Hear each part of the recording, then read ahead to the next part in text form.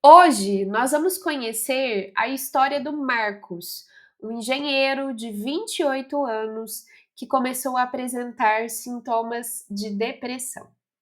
Seja muito bem-vinda, muito bem-vindo a esse espaço. Esse é um espaço bem novo aqui no canal do YouTube, onde a gente vai discutir alguns casos clínicos fictícios. E a ideia de discutir esses casos clínicos é que a gente possa melhorar o nosso raciocínio clínico, a nossa prática clínica dentro da psicologia, especificamente na terapia cognitivo-comportamental. Nós vamos começar com um caso de nível fácil, porém você vai ver que nós vamos discutir casos de 3 níveis, ou nível fácil, ou nível intermediário, ou nível difícil, justamente para que a gente possa expandir mesmo o nosso raciocínio clínico. Tem uma observação muito importante para fazer antes da gente aprofundar na apresentação desse caso e na reflexão sobre ele, que é: todos os dados que você vai ver aqui são dados 100% fictícios. Então, eles foram criados justamente para que eu possa gravar esse vídeo para você da forma mais didática possível, para você poder aprender. Esses dados que estão aqui não estão baseados em nenhum paciente da vida real, nem o nome, nem a profissão, nem a idade, nem absolutamente nada. É tudo fictício para que a gente possa raciocinar. Esses casos que são fictícios, eles muitas vezes podem ser muito similares ao que a gente vê na vida real, mas aqui vai ser 100% fictício. Então vamos aprofundar e conhecer um pouquinho mais o Marcos. Como eu disse, ele tem 28 anos e a queixa principal dele, que ele diz que ele vem no consultório, é que ele diz que ele está sem energia para nada. Não tem energia, não tem motivação, não tem vontade de fazer nada. Vamos aprofundar um pouquinho aí nessa queixa. Então, o Marcos é um engenheiro civil de 28 anos, com perda de energia, desmotivação e humor rebaixado há 3 meses após mudança de emprego. Então, veja bem, quando a gente começa a olhar para a história do Marcos, a gente já começa a perceber que houve uma mudança muito recente na vida dele, que foi uma mudança de emprego. Talvez essa mudança tenha causado esses sintomas que ele está relatando. Talvez não. Já fica um questionamento de: será que essa mudança foi esperada? Não foi esperada? Era algo que ele queria? Não era? Como Marcos lida com as mudanças da vida? Ele é uma pessoa que gosta de mudanças e para ele tá tudo ok? Ou ele é uma pessoa que está sempre receoso com as mudanças? Olha as coisas aí para a gente poder entender sobre um paciente. Sempre que a gente vai olhar para um paciente, a gente precisa de ter um olhar de muita curiosidade, de muito interesse para com a vida desse paciente. Então já tem coisas que eu quero saber sobre o Marcos. E ele relata uma dificuldade para se levantar pela manhã, procrastinação no trabalho e perda de interesse em atividades prazerosas. Não tem ideação suicida, mantém apetite e o sono preservado. A gente precisa sempre de perguntar para um paciente como que está a alimentação dele, o apetite dele e como que está a qualidade do sono dele. Porque esses dois são marcadores muito importantes para a saúde mental de um paciente. Quando eu tenho um paciente que está com o apetite e o sono preservado, isso já é um ponto positivo na melhora daquele paciente. Quando eu tenho um paciente que não tem isso, eu já preciso de encontrar formas junto com o paciente para poder ajudar nisso. Então, às vezes, fazer um processo de higienização do sono para ajudar ele no sono, às vezes tentar inserir um exercício físico, às vezes tentar inserir uma forma dele comer de forma mais saudável. Tudo isso a gente já vai pensando aqui, certo? O Marcos, ele é um paciente que ele facilmente chegaria no consultório e ele falaria: olha, não tenho vontade de acordar, não tenho vontade de levantar e fazer as coisas que eu queria fazer. Não estou mais me importando com as coisas do trabalho, por isso que ele está procrastinando. E ele não tem mais alegria, aquela alegria de viver, então perde o interesse nas coisas cotidianas.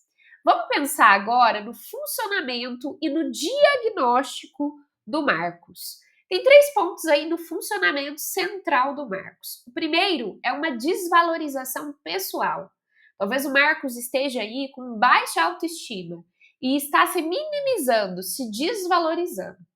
Talvez tenha também uma comparação social excessiva. Como que a gente vai ver isso? Na fala.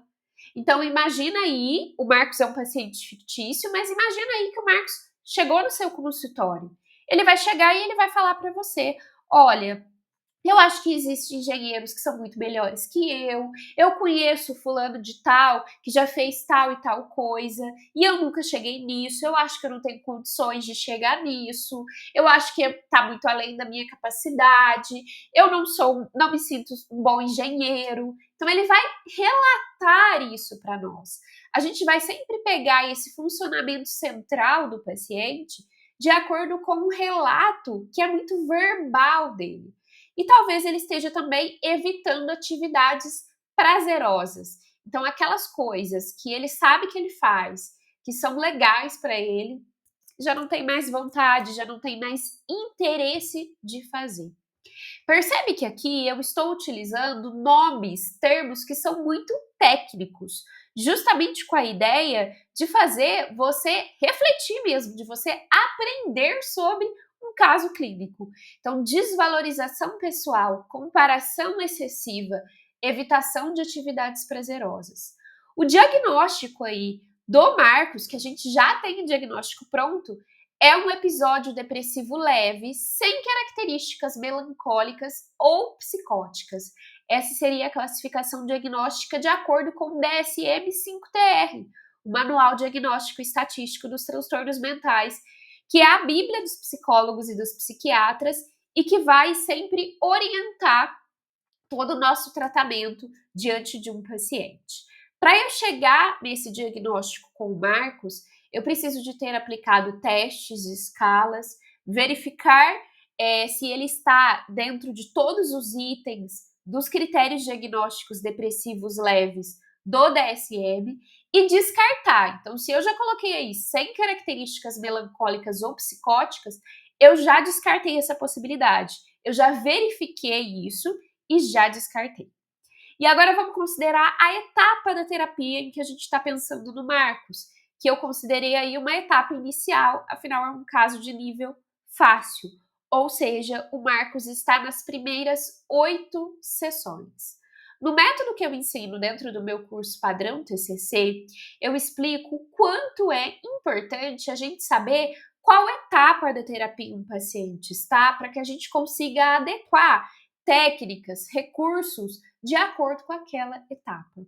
É muito importante isso, porque senão a gente pode desrespeitar a maturidade cognitiva de um paciente e passar na frente do tempo dele. E tem tempo para fazer tudo, tem exercícios, tem técnicas, tem recursos que são mais para o momento inicial mesmo. E tem recursos que não. Então a gente saber essa etapa aí da terapia do Marcos é muito importante. Estando na fase inicial, é aquela fase que, como eu disse, a curiosidade está aguçada. Então, a gente quer entender muito sobre o Marcos, sobre quem é ele. Pensando numa conduta clínica, a gente teria uma formulação de caso, que seria sintomas depressivos em respostas a estressores ambientais específicos, mudança no trabalho. O quadro se mantém através de um ciclo de pensamentos negativos, desmotivação e evitação. Então, a formulação de caso eu tenho aí uma visão sobre por que o Marcos está assim. Ele veio, relatou para mim como que ele está, eu entendi todo o contexto e eu consigo entender qual é o funcionamento dele. Essa seria a formulação de caso. Ela tem esses 3 pontos principais: pensamentos negativos, desmotivação e perda de energia, evitação das atividades. E a partir daí, eu posso utilizar uma série de técnicas. Eu coloquei 4 para a gente pensar. Que seria começar com uma psicoeducação sobre a depressão, explicando para o Marcos o que é a depressão, o que é que ele está tendo. Fazer também uma ativação comportamental, para que ele comece a fazer coisas que são prazerosas para ele, novamente. Fazer um monitoramento de humor, e isso é uma coisa que o psicólogo TCC faz demais, ele acompanha todo esse processo e todo o humor junto com o paciente até para poder ver melhora. E também fazer uma reestruturação cognitiva. Na onde? Nesses pensamentos negativos que estão deixando Marcos com esses sintomas depressivos. Então tem uma série de coisas aqui para a gente poder fazer com o Marcos. E para dificultar um pouquinho, eu também coloquei alguns dilemas clínicos, que são coisas que a gente pode viver no dia a dia, na vida real de uma psicóloga. A gente pode ter alguns dilemas, sim. E o primeiro dilema pode ser um foco da intervenção. A gente pode ter uma dúvida se a gente vai priorizar a ativação comportamental ou a reestruturação cognitiva como primeira linha de intervenção. Isso é uma dúvida que é muito frequente. Peraí, o que eu faço primeiro? Já entendi que meu paciente tem depressão, primeiro eu ajudo ele nos comportamentos disfuncionais que ele está tendo, ou primeiro eu vou direto para o pensamento? Qual eu vou primeiro? E na verdade, esse é um dilema, porque isso vai depender muito do paciente, vai depender muito do que o paciente vai trazer para você. Você vai sempre olhar e também questionar com o seu paciente aquilo que está doendo mais, aquilo que está mais urgente. O que está mais incômodo na vida do Marcos? São os comportamentos dele? Então a gente vai começar com a ativação comportamental. Não, os comportamentos não estão tão gritantes assim, mas sim os pensamentos. Então, se são os pensamentos, eu vou começar com a reestruturação cognitiva. E a gente também pode ter um dilema sobre a abordagem profissional, que seriam trabalhar questões de adaptação ao novo emprego ou focar na retomada de atividades prazerosas fora do trabalho. A gente pode olhar para o caso do Marcos e pensar: peraí, o que eu faço? Eu preciso de ajudar ele a se adaptar ao novo emprego? Ele quer se adaptar ao novo emprego? Ele precisa de ajuda para isso? Como que está isso para ele? A gente vai sempre construir esse processo da terapia de um paciente junto com ele. A gente vai questioná-lo sobre isso o tempo todo. E a gente termina com uma lição clínica, né? Que a depressão leve, ela pode ser tratada com eficácia, com técnicas básicas da TCC, quando tem uma boa adesão e a ausência de outros complicadores. A ativação comportamental é fundamental para quebrar o ciclo de evitação e desmotivação. Ativação comportamental é uma técnica da TCC que foi criada pensando na depressão. Então, quando a gente pensar em depressão, a gente precisa de pensar também em ativação comportamental em algum momento. E o caso do Marcos, ele é um caso que ele tem muita chance de ter grande eficácia dentro do tratamento da TCC, porque realmente não tem nenhum grande problema, um problema que está gritante ali, um luto que ele está vivendo junto, ou então uma dificuldade financeira que ele está vivendo junto. Percebe que essas outras coisas poderiam dificultar um pouquinho? Poderia ser um estressor a mais? E não tem isso. Então, isso seria muito mais possível da gente trabalhar dentro da psicologia clínica, dentro de um caso. Eu espero que você pegue todos os aprendizados que você teve com o caso do Marcos e leve para a sua prática. E também que você comece a refletir sobre os casos que você tem aí. Deixe um comentário do que você achou desse vídeo. Me deixe sugestões de novos casos para a gente poder ir construindo juntos. Um beijo, até a próxima!